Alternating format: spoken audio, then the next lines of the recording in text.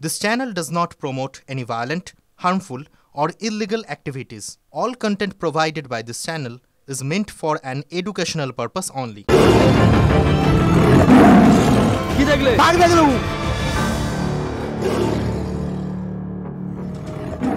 নমস্কার, স্বাগত আপনাকে TV9 বাংলায়। আমি দীপ রয়েছি আপনার সঙ্গে। মইপিঠে বাঘে মানুষের লড়াই, ক্যামেরাবন্দি সেই হারহিম করা দৃশ্য। বনকর্মীর ওপর ঝাঁপিয়ে পড়ল রয়্যাল বেঙ্গল টাইগার। দেখুন, বনকর্মীর মাথা কামড়ে ধরল বাঘটি। শরীরের একাধিক জায়গাতেও ক্ষত। লাঠিসোঁটা নিয়ে বাঘকে পাল্টা আক্রমণ করেন অন্যান্য বনকর্মীরা। এই মুহূর্তে মইপিঠ থেকে সরাসরি সহকর্মী শর্মিষ্ঠা রয়েছেন। শর্মিষ্ঠা, এই মুহূর্তে বনকর্মীদের তৎপরতা কতটা চোখে পড়ছে এলাকায়, আর সাধারণ মানুষ তারা কতটা আতঙ্কে এই ঘটনার পর? দেখো, আতঙ্কে তো রয়েছে। তারা বলছে যে অবস্থায় তারা রয়েছেন তাদেরকে বন দপ্তরের কর্মীদের সঙ্গে সাথ দিয়ে সাহায্য করতে হবে, কিন্তু আতঙ্কের পাশাপাশি উৎসাহও দেখছি। কারণ দেখো, আজ সকালে আমরা যে ছবি দেখেছি যে বাঘের ভয়ে মানুষ গাছের উপর উঠে পড়েছে, কিন্তু আমি এখান থেকে আমার সহকর্মী সুদীপকে দেখাতে বলবো এখানে বাঘ দেখার জন্যও মানুষ গাছের উপরে উঠে পড়েছে এবং সেই বাঘ গাছের উপর থেকে উঠে তারা বাঘ দেখছে, এরকম ছবিও দেখা যাচ্ছে। মানে প্রচুর মানুষ আতঙ্কেও যেমন রয়েছে, উৎসাহও রয়েছে, একটা কথা বলা যেতে পারে। এবং দূর দূরান্ত থেকে মানুষ ছুটে আসছেন। এবার আপনারা বলুন তো, মানে আজ সকাল বেলায় যখন শুনলেন যে মাকড়ি নদীর ওখানে, গতকাল থেকেই আপনারা জানেন যে মাকড়ি নদীর ওখানে একটা বাঘ রয়েছে, আজ সকালে যখন আর একটা বাঘ দেখতে পারেন তখন অনুমান করলেন যে ওখানে দুটো বাঘ রয়েছে। তো বাঘ দুটো মানে কি খবর পাচ্ছেন, মেয়ে না ছেলে, মানে এরকম কি কোনো মিক্স হয়েছে না কি ঘটেছে বিষয়টা? বলা বলি বলতে আমি ওই অ্যাক্সিডেন্টের মধ্যে ছিলাম না, হ্যাঁ, তবে শুনছি মেয়ে বাঘ কি এড়া বাঘ ওটা বলতে পারবো না, হ্যাঁ, যেহেতু বাঘটা এখন ধরা পড়েনি, হ্যাঁ, যার জন্য আমরা বলতেও পারবো না। চারদিকে ব্যারিকেড ফরেস্টারতে দিয়ে রেখেছে।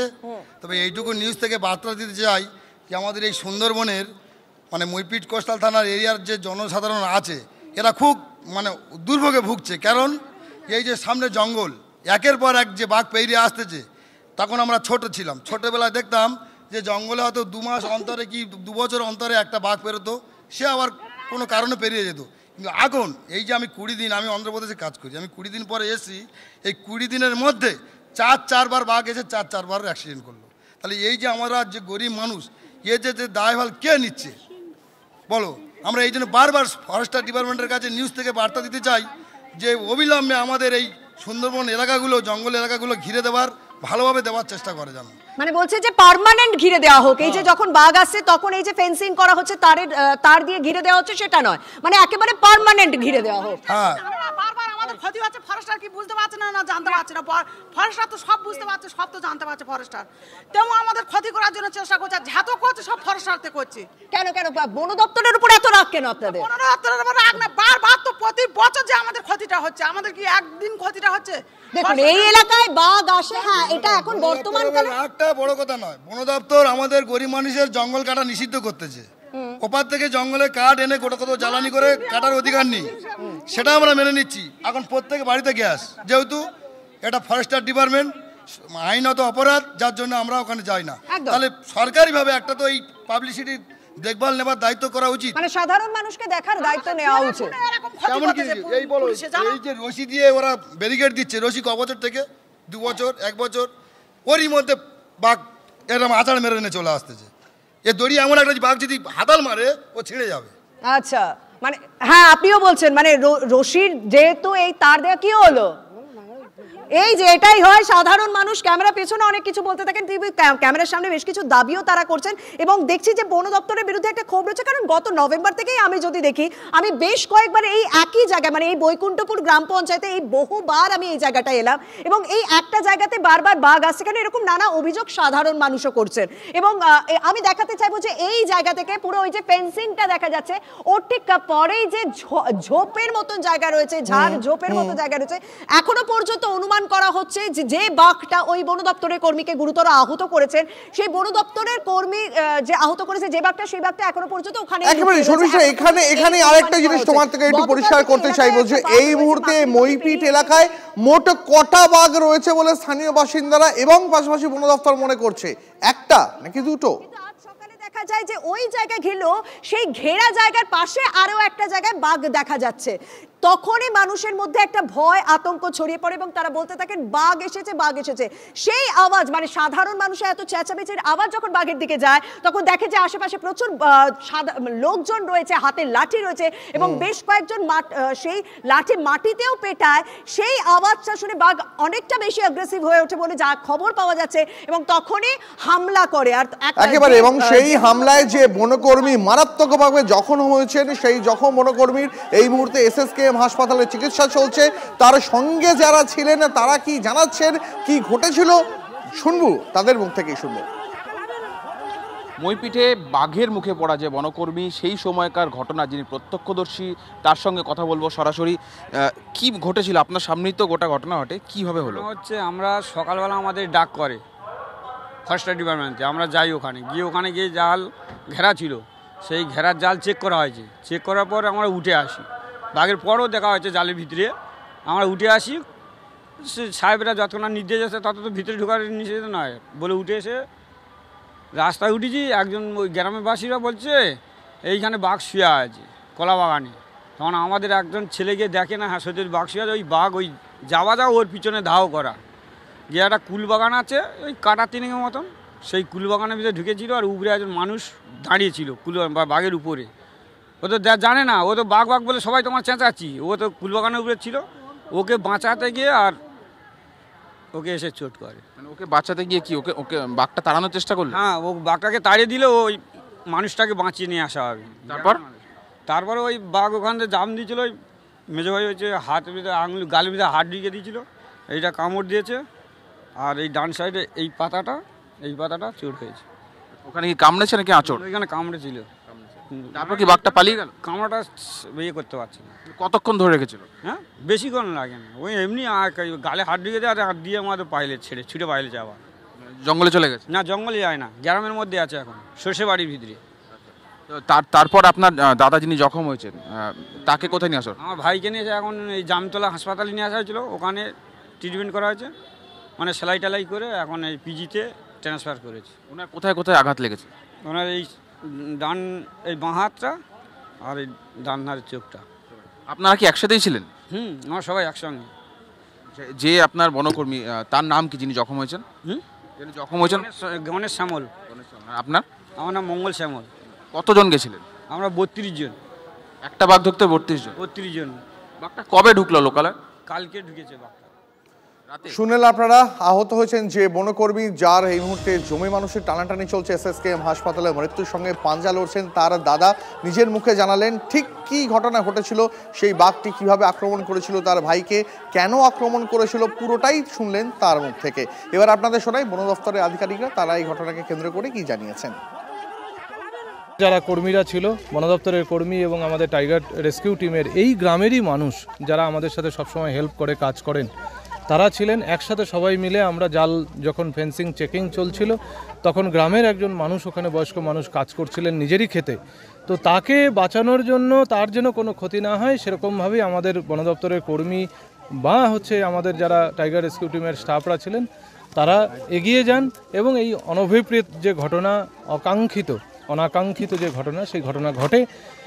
সাথে সাথে আমরা পুলিশ এখানে ছিলেন, ওসি মইপিট কোস্টালের যিনি আছেন উনি এখানেই ছিলেন, ওনার গাড়ি এবং আমাদের যা গাড়ি ছিল সমস্ত গাড়িতে করে আমরা সাথে সাথে জামতলা রুরাল হসপিটালে নিয়ে যাই। কেন বারবার লোকালয়ে ঢুকে পড়ছে বাঘ, কেন হামলার শিকার হতে হচ্ছে সাধারণ মানুষকে, বনকর্মীদের, আমরা এই নিয়ে কথা বলেছিলাম বন্যপ্রাণ বিশেষজ্ঞ অতনু রাহা এবং জয়দীপ কুণ্ডুর সঙ্গে। কি জানিয়েছেন তারা শোনাবো ব্যাক টু ব্যাক। মইপিট বৈকুণ্ঠপুর যেটা খুব prone area, tiger prone area, সেখানে যেখান দিয়ে ঢোকার তো কতগুলো রাস্তায় থাকে জঙ্গলের দিক থেকে এসে, সেই ক্ষেত্রে জঙ্গল এবং যে সংলগ্ন গ্রাম, তার মাঝখানে যে নদী আছে সেই নদীর পার দিয়ে আমাদের সব জায়গাতে কয়েকশো কিলোমিটার নাইলনের ফেন্সিং লাগানো আছে।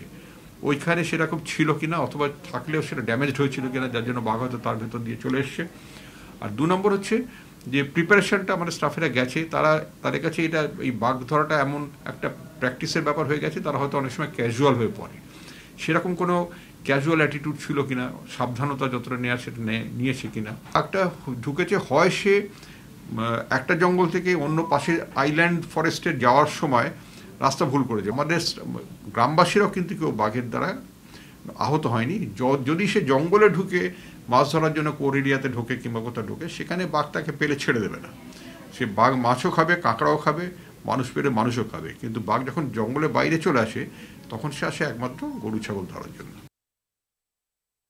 জঙ্গলের যে জঙ্গলটাকে ঠিক যেরকম দেখতে, বহু জায়গায় গ্রামের পাড়টাকেও ঠিক সেরকম দেখতে, যেটা ধানি ঘাস বলি আমরা সুন্দরবনের ভাষায়। সেই ধানি ঘাসের পাড়ও, গ্রামের পাড়েও থাকে ধানি ঘাস, গ্রামের পাড়েও বাঁধাবনের গাছ থাকে। অনেক সময় ভিজিবলি মনে হয় এক, সেই জায়গা থেকে কোনো বাঘ গুলিয়ে ফেলতেই পারে দুটো লোকেশান। নাইলন নেট ফেন্সিং একটা ডিভাইস, যেটা দিয়ে জঙ্গল এবং গ্রামকে আলাদা করা আছে, গোটা সুন্দরবনের ইন্টারফেসটা আলাদা করা আছে, যেখানে যেখানে জঙ্গলের সাথে গ্রামের দূরত্ব কম। এই নাইলন নেট ফেন্সিংয়ের দ্বারা বাঘকে জঙ্গলের মধ্যে সীমাবদ্ধ রাখা হয়। কোনো জায়গায় দেখা যাচ্ছে সেই নাইলন নেট ফেন্সিং কম্প্রোমাইজড হচ্ছে, এবং নাইলন নেট ফেন্সিং কম্প্রোমাইজড হওয়ার একটা অন্যতম কারণ হচ্ছে যে কিছু মানুষ যারা মাছ কাঁকড়া মারতে জঙ্গলে যাচ্ছেন, তারা নাইলন নেট ফেন্সিং কোনো জায়গায় কেটে দেন। অনেক জায়গায় হয়তো নাইলন নেট ফেন্সিংয়ের কোনো জায়গায় ফাঁক থেকে গেলেও যেতে পারে।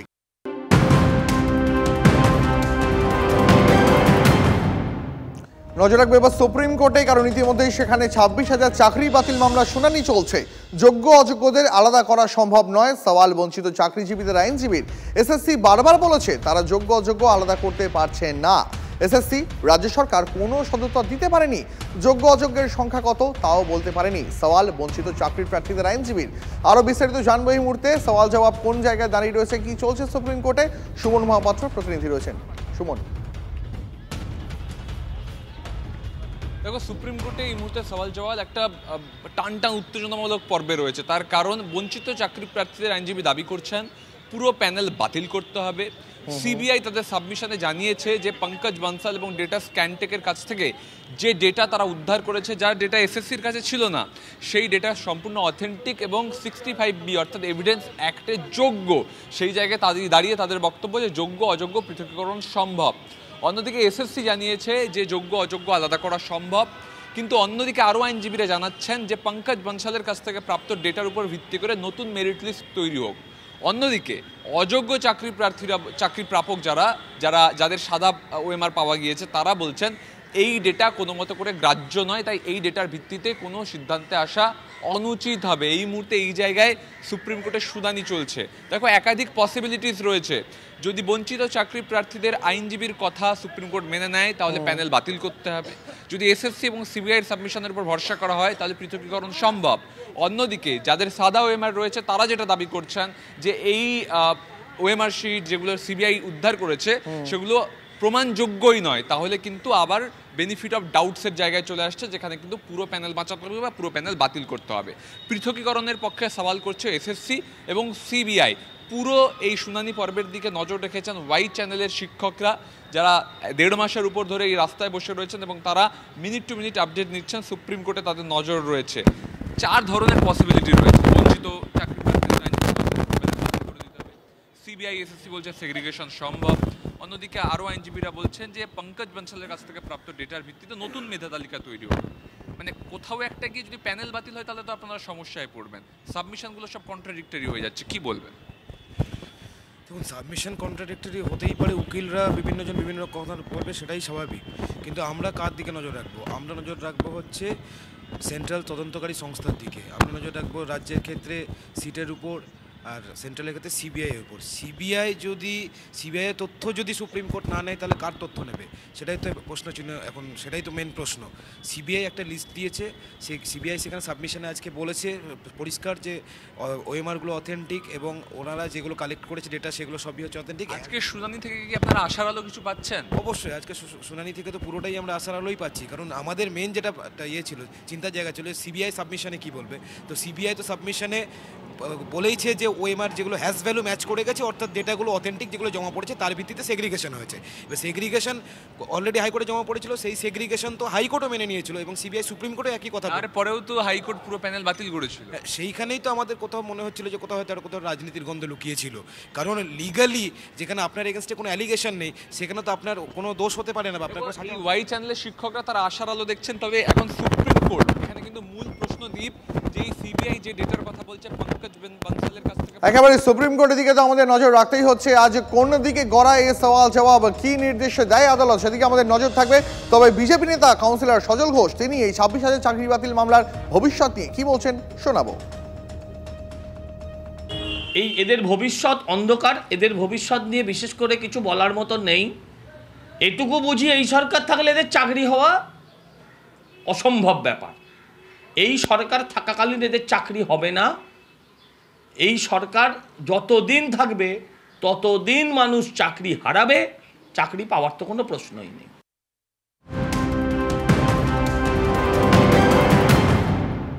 পরে খবরে নজর রাখবো। প্রয়াগরাজ স্টেশনে গাজোয়ারি হেনস্থা করা হলো বাংলার নাট্য দলকে।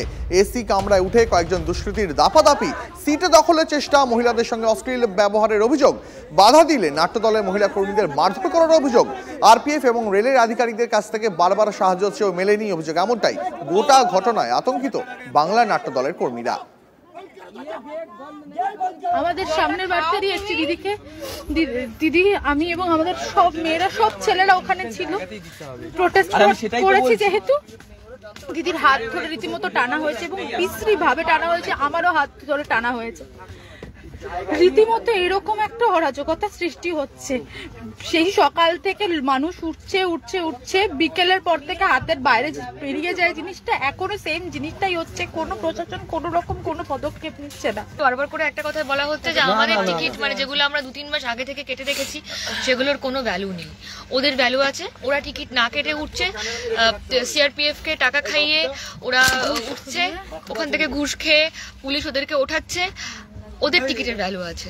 আমার ফোনটা হাতে নিয়ে নামার সময় কেড়ে নেওয়া হচ্ছিল এবং হাতে নিয়ে ফোন নামছি আপারবার থেকে আমাকে টেনে হিচড়ে নামানো হচ্ছিল। अब बंगाल से हो, अब बंगाली हो, ठीक है, थोड़ा एडजस्ट कर लो। এবং আজ সকালে যখন ওরা ওই মুখে চাদর চেপে হাতে লাঠি সোটা আর্মস নিয়ে উঠেছে তখন বলছে কাহা হ্যাঁ বাঙ্গাল কা লোক, কাহা হ্যাঁ বেঙ্গলি, বুলা উস্কো, আর অশ্রাব্য ভাষায় গালিগালাজ করছে। মানে এমন যেন মানে আমাদের নিজেদের মনে হচ্ছে যে আমরা বাংলা থেকে বাইরে থিয়েটার করতে গেছি, আমরা থিয়েটার করি সারা বছর, যেন আমরা অপরাধ করে ফেলেছি। 9 তারিখ সকালবেলা অ্যাপ্রক্সিমেটলি 9টা 9:30 নাগাদ পাথারিয়া থেকে অনেক মানুষজন আমাদের ফোর্সফুলি আমাদের এসি কামরায় ঢুকে যায়। আমাদের কিন্তু এসি কামরা বুকিং ছিল, আমাদের কোনো কিন্তু স্লিপার কোচ ছিল না। প্রথমত ঢুকে যায় এবং ঢুকে যাওয়ার পর একটা বিশাল ক্যাওয়াসের সৃষ্টি হয়। আমাদের একজনের ল্যাপটপ ব্যাগ হারিয়ে যায়, আমার নিজের ভ্যানিটি ব্যাগ হারিয়ে যায়, ইনস্ট্রুমেন্ট ব্যাগ হারিয়ে যায়, প্রপস ব্যাগ হারিয়ে যায়। প্রয়াগরাজে ট্রেন ঢুকতেই হুড়মুড়িয়ে লোকে ঢুকে পড়ে, হাতের বাইরে চলে যায় সবটুকু। এবং যখন লোক ঢুকে পড়ে তখন একজন আরপিএফ এসে আমরা যারা প্রোটেস্ট করছি যে ঢুকতে দেবেন না, আমাদের ইনসিকিউর ফিল হচ্ছে, এরকমভাবে লোক ঢুকলে তখন কি হয়, আমাদের আমাদের গ্রুপের ছেলেদের মারতে শুরু করে।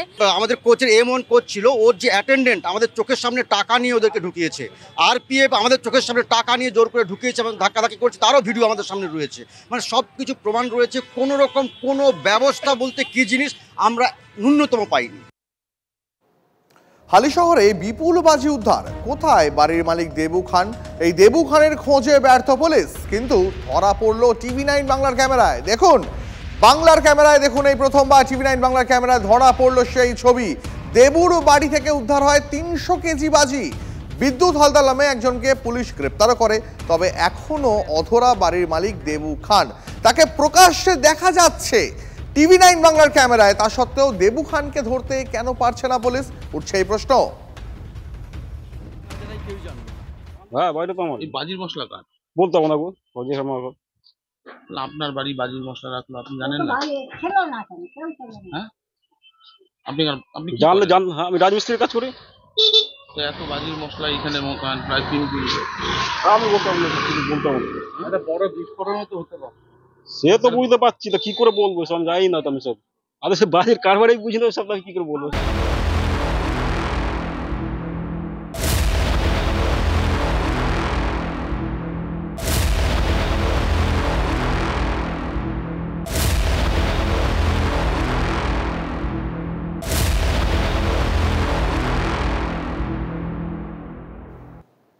এবার দেখাবো আপনাদের নৈরাজ্যের বাংলাদেশে প্রকাশ্যে গুলি বোমাবাজি, বিএনপির দুই গোষ্ঠীর মধ্যে সংঘর্ষে চলল একের পর এক গুলি। এক্সক্লুসিভ সেই ছবি TV9 বাংলার হাতে। বাংলাদেশের আগুলিয়ার জামগড়ায় প্রকাশ্যে দুই গোষ্ঠীর মধ্যে গুলির লড়াই। বাংলাদেশে অপারেশন ডেভিল হান্ট চলছে, আর এইসব কি নজরে পড়ছে না ইউনূস প্রশাসনের? দেখুন আরো একবার, নৈরাজ্যের বাংলাদেশে প্রকাশ্যেই চলছে গুলি বোমাবাজি, বিএনপির দুই গোষ্ঠীর মধ্যে সংঘর্ষে একের পর এক গুলি চলল সেখানে।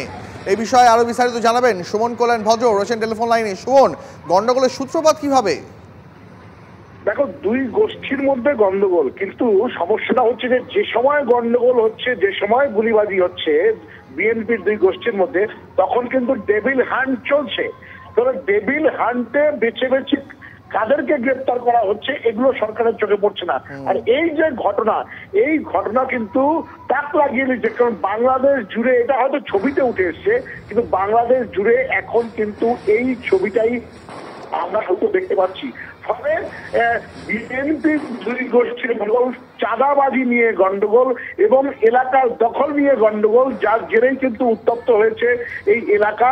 এবং এই যে এলাকার ছবি, এটা জানান দিচ্ছে যে পরিস্থিতি কতটা ভয়ঙ্কর। যেটা আগেই বলছিলাম যে ডেভিল হান্টে যারা আধিকারিক রয়েছেন, যারা সেনাবাহিনী রয়েছেন, পুলিশ কর্তারা রয়েছেন, তারা কিন্তু এই সমস্ত জিনিস দেখছেন না। প্রকাশ্যে দিনের আলোতে এই ঘটনাগুলো ঘটছে, অথচ বাংলাদেশ জুড়ে কিন্তু এই মুহূর্তে ডেভিল হান্ট চলছে।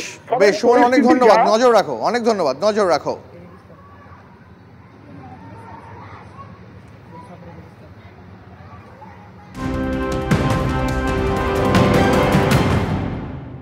সাজা দিতে বলেছেন চুরির অর্থ উদ্ধার করুন, টাকা নিয়ে যান। আবার আপনারা যদি দেখেন আয়ুষ্মান ভারতের মতো পপুলার স্কিম, কারণ পশ্চিমবঙ্গে স্বাস্থ্যসাথীর কার্ড হসপিটালেও চলে না, আর বাইরের রাজ্য তো চলেই না। আয়ুষ্মান ভারতের মতো স্কিম এবং যারা হাতের কাজ করেন, তাঁতি থেকে শুরু করে মালাকার, স্বর্ণকার, কাঠের মিস্ত্রি থেকে শুরু করে কামার, কুমার, ছুতার এবং নাপিত, ধোবি, এদের যে বিশ্বকর্মা যোজনা, তার 6 লক্ষ অ্যাপ্লিকেশন পড়ে থাকা সত্ত্বেও এরা বিশ্বকর্মা যোজনা চালু করেনি, এরা বেটি পড়াও বেটি বাঁচাও চালু করেনি, এরা প্রধানমন্ত্রী ফসল বীমা যোজনায় কৃষকদেরকে ক্ষতিপূরণ দিচ্ছে না। তাই ইচ্ছা করে রাজনৈতিক কারণে বহু স্কিমে এরা ঢুকছে না। 81 লক্ষ কৃষককে প্রধানমন্ত্রী PM কিষাণ সম্মান নিধি দিতে চান বছরে 6000 টাকা। এরা 50 লক্ষ নাম পাঠিয়েছে এবং কার্যত বিজেপি এবং বিজেপি যে সমস্ত নমশূদ্র, রাজবংশী, পাহাড়, জঙ্গলমহল এলাকায় ভোট পেয়েছে, সেখানকার কৃষকদের নাম 31 লক্ষ কৃষকের নাম পাঠায়নি, যাতে তারা PM কিষাণ সম্মান নিধি পান না। আপনারা আইন শৃঙ্খলার প্রশ্নে শুধু আরজি করের ঘটনা নয়, তার তো উল্লেখ নেই। অপরাজিতা বিল বুক ঠুকে মুখ্যমন্ত্রী বলেছিলেন যে আমি 15 দিনের মধ্যে সবকে ফাঁসিতে ঝুলিয়ে দেব। অপরাজিতার বা অভয়ার ঘটনার পরে 9ই আগস্ট, তারপরে অন্তত 10টার বেশি শিশুকন্যা, বালিকা ধর্ষণ, খুন হয়েছে। একটার কথাও উল্লেখ এখানে নেই নারী সুরক্ষার ক্ষেত্রে, রাজ্যের আইন শৃঙ্খলার প্রশ্নে উল্লেখ নেই। ঈদ ভালো হয়েছে, দুর্গাপূজা ভালো হয়েছে, কালী পুজোও নাকি ভালো হয়েছে। দুর্গাপূজাতে হাওড়ার শ্যামপুরে এতগুলো মায়ের মূর্তি ভাঙা হয়েছে, তার উল্লেখ নেই। বিধানসভা থেকে ঢিলছড়া দূরত্বে রাজাবাজারে কালী মন্দির ভাঙা হয়েছে। শিখ সম্প্রদায়ের গুগ্গি সিং, শিখ সম্প্রদায়ের তার ছেলে, তাকে ফলস মামলা দিয়ে কালী ঠাকুরকে বাঁচাতে গেছিল বলে আজকে জিহাদিদের অভিযোগে কলকাতা পুলিশ আজকে প্রেসিডেন্সি জেলে তাদের আটকে রেখেছে। পুরো পরিবার ঘরছাড়া। কালী পুজো নাকি খুব ভালো করে হয়েছে। বেলডাঙ্গায় কার্তিক পুজোর দিন 50টা মন্দির ভাঙলো। আইসি জামাল ঘুষের টাকা নিয়ে গিয়ে মন্দির রিপেয়ারিং করতে বাধ্য করেছে। সেই বেলডাঙ্গার কার্তিক পুজোর কথা উল্লেখ নেই। সরস্বতী পুজো গোটা ভারতবর্ষ নাড়িয়ে দিয়েছে। দিল্লির ভোটেও বাগদেবী, বিদ্যার দেবী, শ্বেতশুভ্র দেবী, সরস্বতী মায়ের অপমান, তার প্রতিবাদ সনাতনীরা করেছে, বাঙালি হিন্দুরা বিশেষভাবে প্রতিবাদ করেছে।